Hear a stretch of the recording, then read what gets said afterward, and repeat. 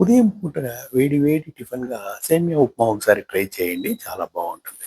ఇందుకోసం ఓ 2 ఉల్లిపాయ ముక్కలు, 3 పచ్చిమిర్చి, ఒక అర్ధించి అల్లం ముక్క, కరివేపాకు, ఒకే ఒక చిన్న క్యారెట్ ముక్కను సన్నని ముక్కలుగా చేసుకోవాలి.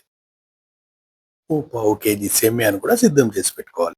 ఓ పాత్రలో అర లీటర్ నీళ్లు బాగా మరిగిన తర్వాత ఇక్కడ రెడీగా ఉండే సేమియాని దాంట్లో వేసి కొద్దిగా నూనెనేసి ఓ 2 నిమిషాల పాటు బాగా మనము బాయిల్ చేయాలి.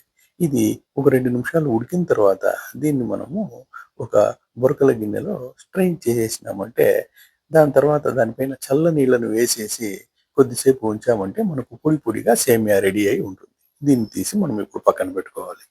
బాణలి పెట్టి పొయ్యి వెలిగించిన తర్వాత ఒక 2 స్పూన్ల నూనె వేసి దీంట్లో 2 స్పూన్ల వేరుశనగ గింజలు, ఆ తర్వాత పోపు సామాను సిద్ధం చేసి పెట్టుకున్నటువంటి మిగతా పోపు వస్తువులన్నీ వేసి ఇవన్నీ కూడా బాగా పచ్చివాసన పోయేంత వరకు వేసిన తర్వాత దీనికి కావలసిన రుచికి తగినంత ఉప్పును వేసి ఇదంతా కొద్దిసేపు అయిన తర్వాత సిద్ధంగా ఉన్నటువంటి స్ట్రెయిన్ చేసిన సేమియాను ఈ పెనంలో వేసి ఒక 2 మినిట్స్ మనం ఫ్రై చేసామంటే వేడి వేడి సేమియా ఉప్మా రెడీ.